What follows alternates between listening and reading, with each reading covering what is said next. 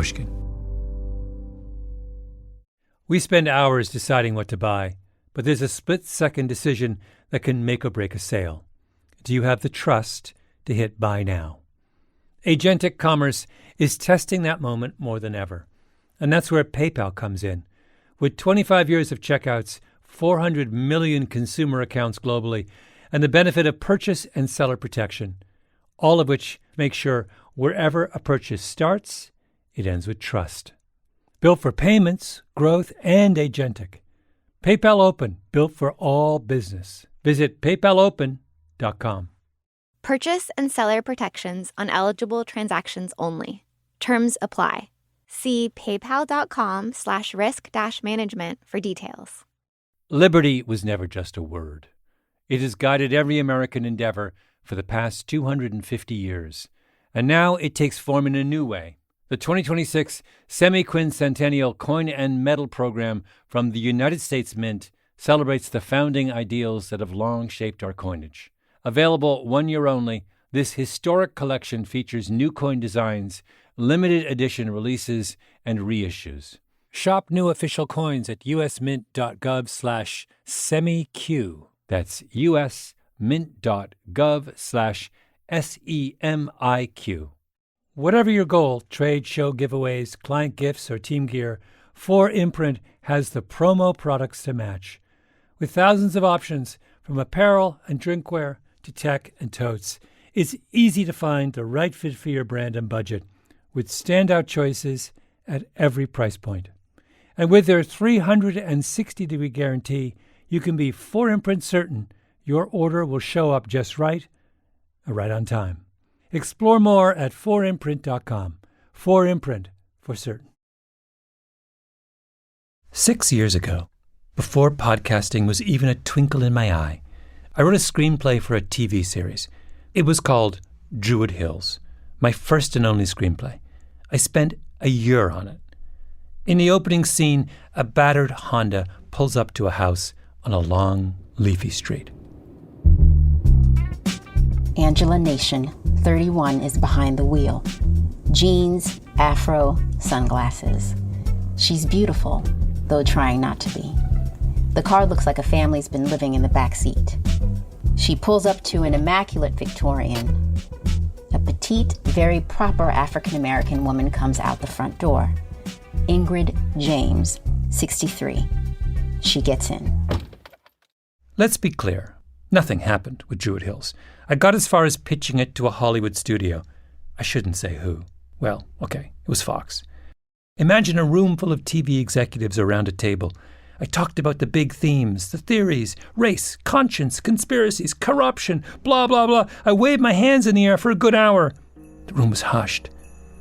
And when I was done, the executive in charge said, "We love it, but do you think you could work in a car chase?"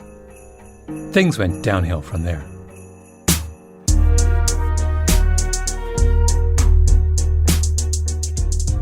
My name is Malcolm Gladwell. You're listening to Revisionist History, my podcast about things overlooked and misunderstood.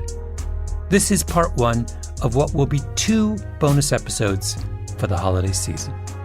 I'm going to answer your listener questions, riff on things revisionist, history-ish, and tell random stories, including in part 2, one about my dad, another about a famous rapper, and beginning in an act of shameless self-promotion with the story of my failed screenplay. We brought it to life with the help of the Pushkin theatrical players. I promise the point of all this will be clear in a moment. Angela looks over at Ingrid, sees an Atlanta Hawks cap in the bag by Ingrid's feet. Oh, Ingrid. A Hawks cap? Wait, you made Wyatt take you to a game? Ingrid leans forward and pushes the cap down in the bag so it's no longer visible. My one indulgence. Angela rarely gets the upper hand on Ingrid. Do you have one of those big foam #1 hands? I most certainly do not. Will you make Wyatt buy you big things of popcorn? Ingrid shudders involuntarily. Then, with a mischievous glint. Although I did once try out for the Hawks cheerleading team. What? It was the 70s. She makes a dismissive move with her hand, as if that explains everything. I thought they were dancers. I did ballet, you know. I didn't realize it would be so vulgar.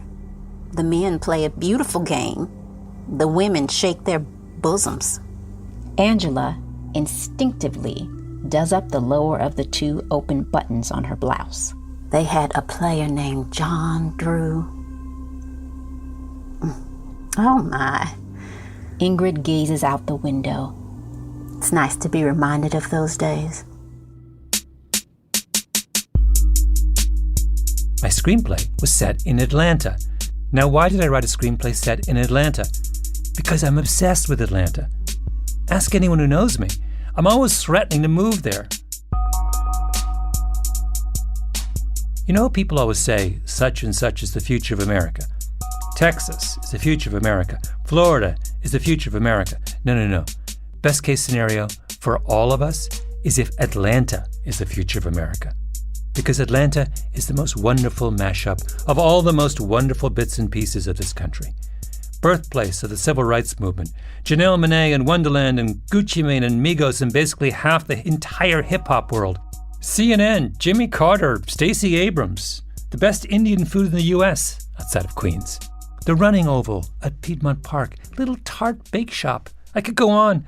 I was once in my favorite coffee shop in Atlanta and realized that around me were a rock band writing lyrics, a couple of folks having a Bible study, someone from the mayor's office, and a handful of moms with kids, all representing, by my count, at least 6 different ethnicities and an age range of maybe 70 years. How beautiful is that? I love Atlanta, and I thought that if I set a TV series in Atlanta and somehow magically it got made, then I'd have an excuse to go there all the time. How have you been? I'm recovering. Getting there.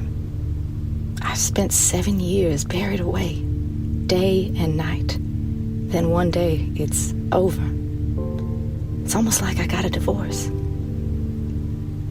I'll tell you the whole story someday. I already know. Jesus. I will always watch out for you, my dear. Remember that. By the way, to break in here, this is an allusion to the dark mystery at the heart of the story. She reaches over and grasps Angela's hand. Briefly. Ingrid is not one for prolonged displays of emotion. The two of them sit in companionable silence. From Grant Park, the grittiness of the old Fourth Ward, finally, regal Druid Hills. Leafy streets, turn-of-the-century mansions. Ingrid is now back to her church lady routine, adjusting her hair in the visor mirror. Subject closed. We see a big sign, Emory University Hospital. Angela heads toward the main entrance. Ingrid shakes her head. Angela keeps driving around to the loading docks at the back. Ingrid smiles at Angela, touches her arm affectionately as she exits the car. There's something so ostentatious about the front door, don't you think? Our hero, Angela Nation, and her mysterious sidekick, Ingrid James, are brilliant scientists on the faculty of the medical center at Emory University, hence the title, Druid Hills. That's the neighborhood in Atlanta where Emory is. Now, you may have noticed that Emory University is the sponsor of this bonus episode of Revisionist History. Emory came to us and asked if they could talk about some of the work they've been doing during the pandemic. And it's super interesting, as you'll hear in a moment. But the offer made me happy for more selfish reasons as well. The first time I went to Atlanta, nearly 30 years ago, was to visit Emory. I was a science reporter back then for the Washington Post, and if you write about American medicine, you eventually make the pilgrimage to Emory. Emory is how I got obsessed with Atlanta. My disaster of a screenplay was a medical mystery set at Emory. I mean, what are the odds? How often does life come together so beautifully and serendipitously under the sacred umbrella of the 404 area code? So here we are, Revisionist History, bonus holiday Atlanta edition, Part 1. All right, before we go any further, I want to explain why Emory is such a magical place for people interested in medicine. Healthcare has been part of Emory since the campus moved from a small town east of Atlanta to Atlanta in about 1915. And at that point, the Atlanta Medical College became part of Emory University as a school of medicine. This is Greg Fenves, the university's president. A decade or so after that, one of the most important benefactors for Emory University, Robert W. Woodruff. He's the Coca-Cola guy, right? He is the legendary CEO of Coca-Cola. But Mr. Woodruff, as we call him here at Emory, loved the rural areas and his ranch in South Georgia. Malaria was a huge problem. And so Georgia, as a state, was one of the leaders in developing treatments for malaria in the early part of the 20th century. Years later, after World War II, Mr. Woodruff was very good friends with Dwight D. Eisenhower. Malaria had been a big problem in World War II that Eisenhower had to deal with. And so the federal government wanted to establish a research center to solve malaria, treat malaria, prevent malaria. And Mr. Woodruff, through his friendship with President Eisenhower, had it located on Emory property, which became the Center for Disease Control and Prevention. That is now not only across the street, it's actually on the Emory campus. And so that relationship between Emory, its School of Medicine and focus on infectious diseases, and the CDC has been very, very close since World War II. One of the heroes of the AIDS epidemic was Jim Curran, head of the CDC in the 1980s. He's now the dean of the public health school at Emory. Emory was where one of the most important drugs against HIV, Emtreva, was discovered. When the American medical workers who had fallen ill with Ebola in Africa a few years ago came home to be treated, where did they go? Emory, because Emory was one of the few places set up in this country to treat them. Tucked away in Druid Hills is a really remarkable place that has played a key role in our understanding of infectious diseases for 75 years, which is something to be grateful for, especially now. My favorite part of Emory is the Yerkes National Primate Research Center, one of the oldest and biggest non-human research centers in the country. 3,000 non-human primates and 8,000 rodents. 8,000! Do you know what the plot of my screenplay was? Our hero, Angela, was testing an experimental drug for Huntington's disease on a specially engineered strain of mice created by her boss, Rajan, at the Yerkes Center. The whole story was about mice. And this Angela opens an adjoining door. is where Rajan keeps his mice.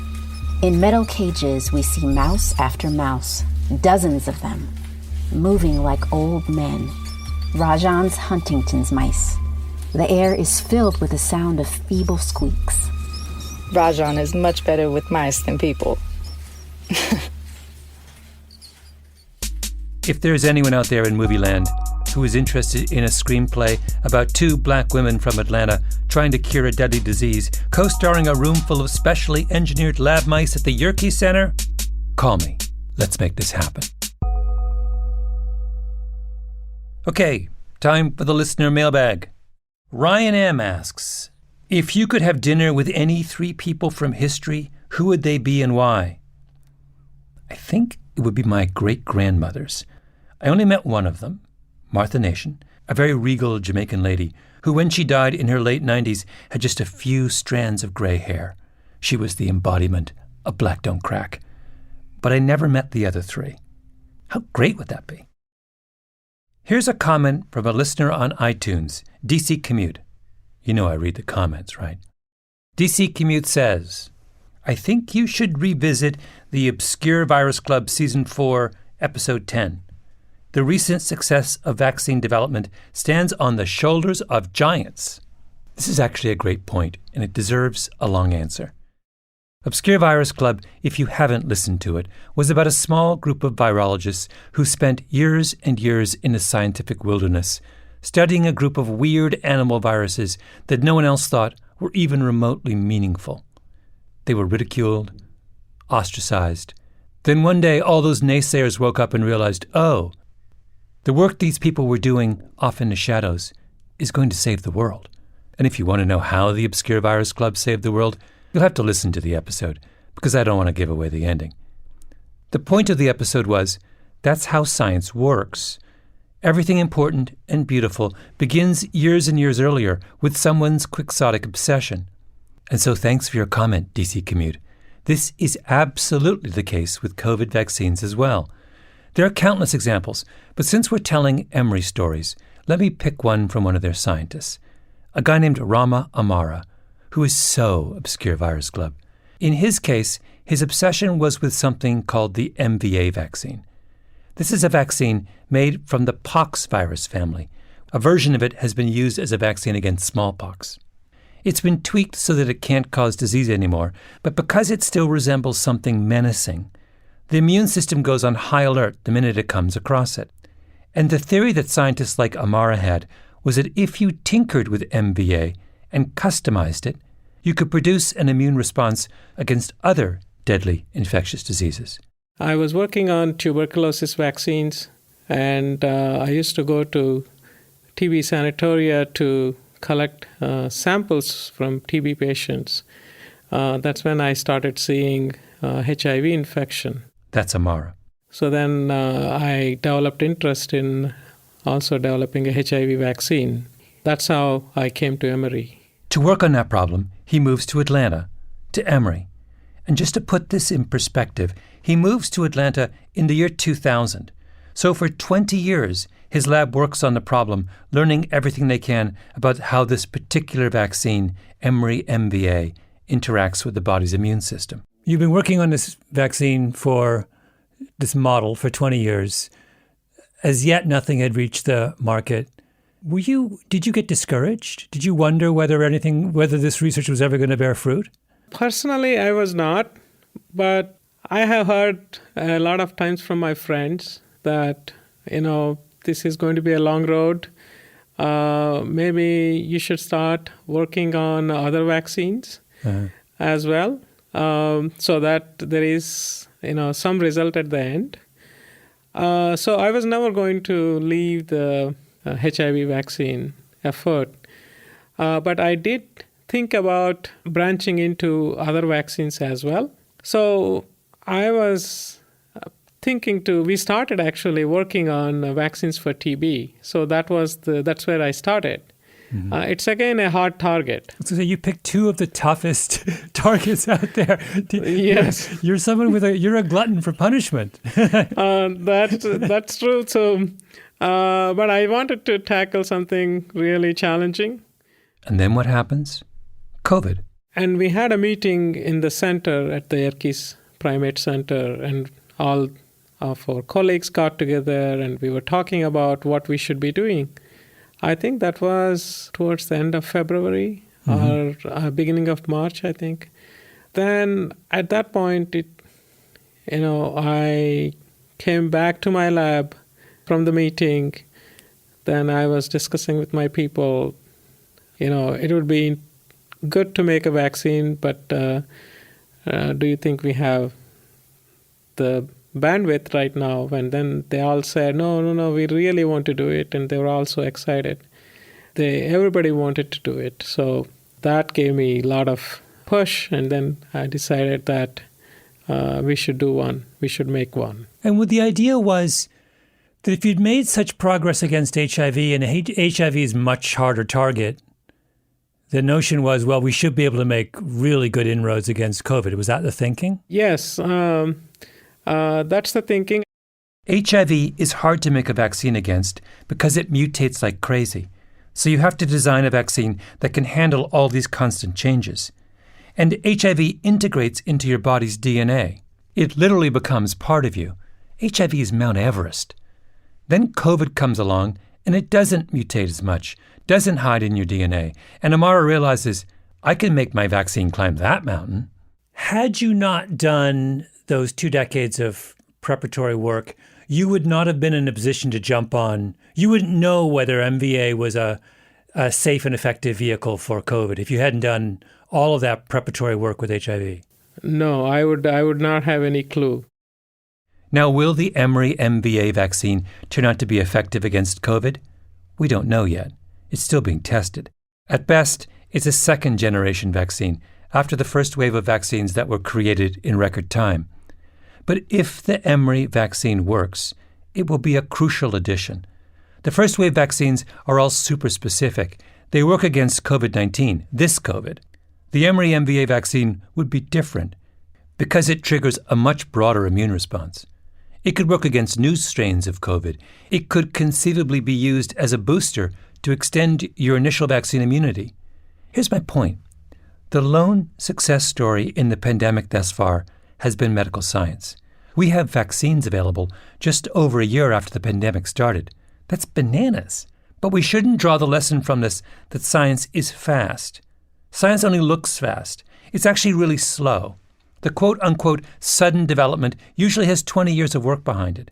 And you can't order up progress, because sometimes the magic happens only at the end of a wandering serendipitous journey that may have looked like folly before it became a success.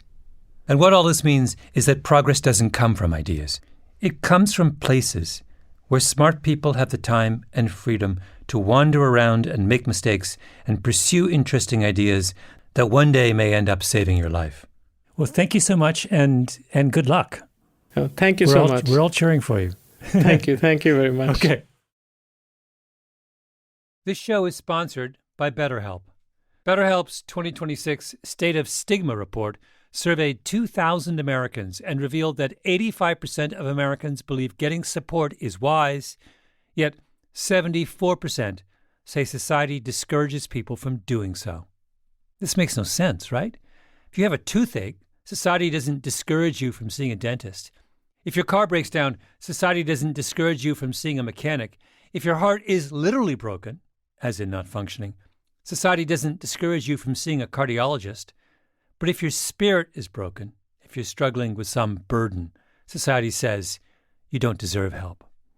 I think it's time to end this self-defeating contradiction. Your spirit is not less worthy of our concern than your heart or your teeth or your car. Which brings me back to BetterHelp. BetterHelp has quality therapists. They work according to a strict code of conduct and are fully licensed in the U.S. Don't let stigma stand in the way of support. Start therapy with BetterHelp. Sign up and get 10% off at betterhelp.com/Gladwell. That's better, HELP.com/Gladwell. Liberty was never just a word. It has guided every American endeavor for the past 250 years. And now it takes form in a new way. The 2026 Semi-Quincentennial Coin and Medal Program from the United States Mint celebrates the founding ideals that have long shaped our coinage. Available 1 year only, this historic collection features new coin designs, limited edition releases, and reissues. Shop new official coins at usmint.gov/semiq. That's usmint.gov/SEMIQ. We spend hours researching products online and deciding what to buy, but there's a split-second decision that can make or break a sale. Do you have the trust to hit the Buy Now button? The way we discover and compare things is evolving, happening faster and influenced by new forms of intelligent advice. But the underlying trust question doesn't go away. If anything, it's more important than ever. That's where PayPal comes in. For more than 25 years, they've been a trusted way to pay. And now PayPal can make the agentic era of commerce work for merchants, letting them maintain control of their brand, their customer relationships. So even as the way we shop changes, the moment that matters most still feels familiar and deeply dependable. Built for payments, growth, and agentic. PayPal Open, built for all business. Visit paypalopen.com to get started. Purchase and seller protections on eligible transactions only. Terms apply. See paypal.com/risk-management for details.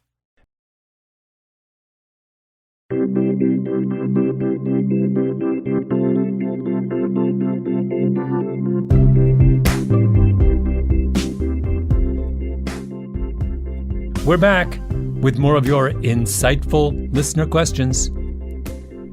Mariana Missick at Mariana Missick writes, do you actually watch Friends?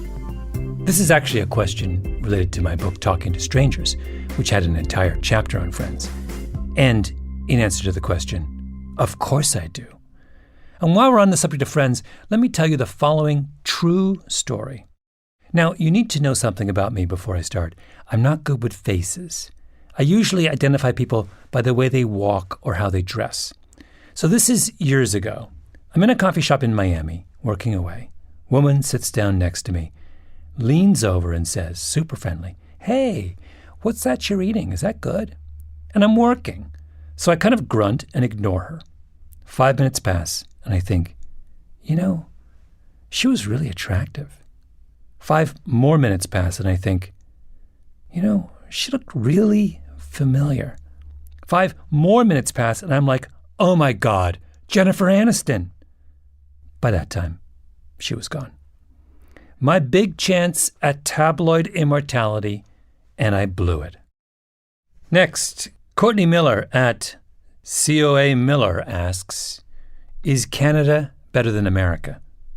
Is that even a question? I actually thought of this a lot this past summer, during all the George Floyd protests. You know how police departments all have slogans? In Los Angeles, the LAPD motto is to protect and to serve.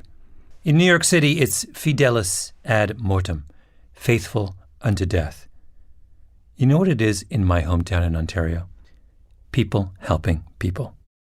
Now, I don't want to read too much into the meaning of mottos, but if you live in a society struggling with persistent problems of police violence, would you be happier with a police department that thinks of itself as a quasi-military force engaged in life-or-death struggles? Or one that chooses to self-identify as people helping people? I don't know. Mitch at Papa Mitchie asks, who's smarter, you or Michael Lewis? Michael is. It's not even close. Let's put it this way. If you said to me, would I trade Michael's literary output for my own, would I do it? And the answer is in a heartbeat. I actually think that The Blind Side is a perfect book. I would have retired after writing that. And his podcast, Against the Rules, which he does for Pushkin, I might add, is so good. This is actually a great time for me to give you my grand unified theory of Michael Lewis. Ready? It's that virtually every one of his books is a biblical allegory. It's why they strike such a chord. So, Liar's Poker, his book about being a young, naive college grad in the heart of a hostile Wall Street bank. That's Daniel in the Lion's Den. The Blind Side is easy. A couple rescues a young boy literally as he is walking alone and neglected by the side of the road. That's the Good Samaritan. Flash Boys, his book about a group of people trying to clean up crooked trading on Wall Street. That's Jesus and the Money Changers. My Father's temple is a house of prayer. You have turned it into a nest of thieves. Moneyball, which is about a group of baseball executives finding value in a group of players others have overlooked. I mean, come on! That's Jesus and Mary Magdalene, the prostitute and the outcast he drafts onto his team. Just so you know, I once ran this theory by Michael Lewis, and he looked at me like I was crazy. This next one is actually more of a comment than a question. From Ryan XJ900 on iTunes. Boring, 2 stars. I tried, it just didn't interest me. Scroll through the episode titles and see for yourself. It's kind of random and nothing all too interesting. Meh. Wait, isn't it's kind of random a compliment? I live for kind of random. Ryan, dude, lighten up. Okay, final question from Twitter, from Normal Guy 1. What show idea that didn't make the cut was most surprising? Also, what idea ended up being different than expected? Well, it was this. Wait, Casey, can you play that song for us? Or is it going to be too... Let's see. Okay. Okay, well, we'll see if this happens.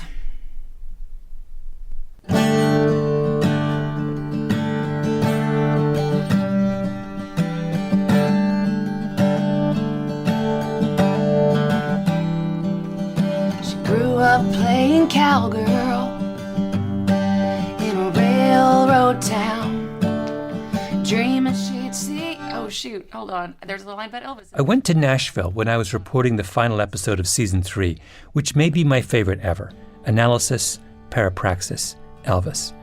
It's about the one song Elvis couldn't sing. And I arranged for a session musician to do a version of Elvis's song for me. Very straightforward. So this musician, Casey Bowles, shows up. We start talking. And eventually, I persuaded her to sing one of her own songs. And it's one of the most magical moments, I think, in all of revisionist history. Dreaming she'd see Hollywood someday. She knew some distant Friday night, with a cigarette to hold just right, fate would come and carry her away. As far as she could see from there, those were just the... I never thought when I started this podcast that it would be a way of making friends, but it has. Anyway, I've stayed in touch with Casey, and she's made some new music, including a song for kids called Dare to Be Me, which is really, really lovely. Dare to be, dare to be, dare to be, me. Stay tuned to this feed for another bonus episode, because I can't quit you, Atlanta. But for now, this is what I'd like to leave you with. Casey Bowles, Dare to Be Me. Happy holidays, everyone. One of a kind. Zigzag a backward dancer outside the lines. A pink flamingo flying in a sky full of pigeons. Individuality with surgical precision. No carbon copy. A hot tamale. Blazing my amazing with the speed of a Ferrari. I'll be me. Ain't no need for... Revisionist History is produced by Mia Lobel and Lee Mengistu, with Jacob Smith, Eloise Linton, Kobe Guilford, and Anna Naim. Our editor is Julia Barton. Original scoring by Luis Guerra, mastering by Flawn Williams. Special thanks to the Pushkin crew. Hedda Fain, Carly Migliori, Maya Koenig, Maggie Taylor, Eric Sandler, Jason Gambrell, Emily Rostek, and of course, El Jefe, Jacob Weisberg. And special thanks to our actors. Angela Nation was played by Miriam Victoria Simmons.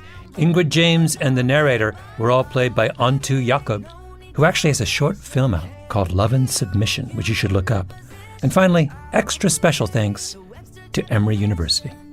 Greg Fenves, Rama Amara, Robert Goddard, and my mysterious behind-the-scenes friend Dan, who made this happen. Oh, and will someone please buy my screenplay? Please? I'm Malcolm Gladwell.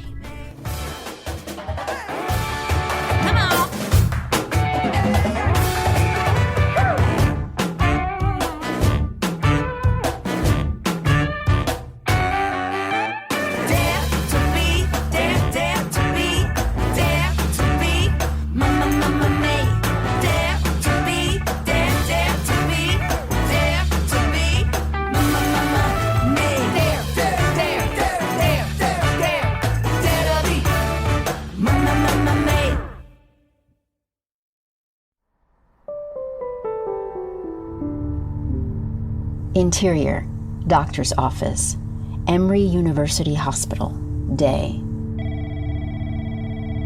An elderly African-American woman sits alone. Eden Cummings, 76, is dressed as if for church. Blue dress, pearls, her hair is all gray. She's reading Brown Face, Big Master. The door opens. In walks Angela Nation, reviewing a clipboard in her hand. Nurse, can you tell me when the doctor gets here? Angela stops. She turns to face Eden, and for a long, tense moment, their eyes lock. They break into peals of laughter. You must get that a lot. Not as much as you did. Eden nods her head slowly. How is Mac? He drove to the supermarket last week and turned left out the driveway instead of right. He's made that turn for 40 years. It's time to take away his keys. He's 84. He's 84. Angela says nothing. She waits for Eden to speak again. Why did you want me to come in by myself? Dr. Bennett always had us come in together. I know what Dr. Cole did, but you're stuck with me now. If Mike comes here, the ophthalmologist will get all worked up about his glaucoma. Give him drops which will irritate his eyes even though he's 10 years before that becomes a problem. The cardiologist will tell him to change his diet and eat things that he's hated his entire life. And I'll diagnose him with early-stage Alzheimer's, which will turn him from a human being into a patient. He's 84. Eden is becoming emotional and trying her best to hide it. Angela waits, lets her regain her composure. Are the two of you happy? Eden nods. How are the grandkids? Good? Eden nods. You don't need me. Not yet.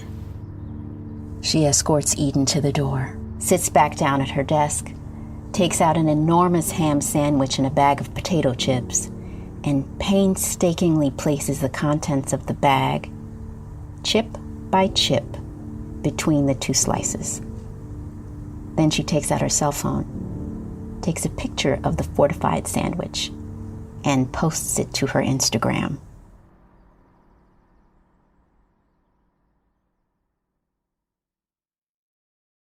We spend hours deciding what to buy, but there's a split-second decision that can make or break a sale. Do you have the trust to hit buy now? Agentic commerce is testing that moment more than ever. And that's where PayPal comes in. With 25 years of checkouts, 400 million consumer accounts globally, and the benefit of purchase and seller protection, all of which make sure wherever a purchase starts, it ends with trust. Built for payments, growth, and agentic. PayPal Open, built for all business. Visit paypalopen.com. Purchase and seller protections on eligible transactions only. Terms apply. See paypal.com/risk-management for details. If your finance team spends more time finding data than using it, if there's one entity here and one there and one here and one there, if scaling your business feels like starting over, you need the Intuit ERP. Intuit Enterprise Suite is the AI-native ERP solution that's powerful, painless, and proven. Learn more at intuit.com/ERP. A BetterHelp ad. Have you ever had so many tabs open that your computer starts slowing down? 10 for work, 5 for family, 1 for that thing you've been meaning to figure out. 20 more are running quietly in the background. Life can feel like that too. According to BetterHelp's 2026 State of Stigma report, 85% of Americans say getting support is a smart thing to do. Yet 74% say society still discourages people from asking for help. And more than 3 in 4 Americans reported symptoms of anxiety or depression in the past 2 weeks. Therapy can help you sort through what's taking up space and attention. With BetterHelp, you can connect with a licensed therapist online on your schedule. You'll be matched based on your needs, and you can switch therapists anytime. In fact, 69% of BetterHelp users showed meaningful improvement in anxiety and depression. Maybe it's time to close a few tabs. Visit BetterHelp.com. That's better, HELP.com.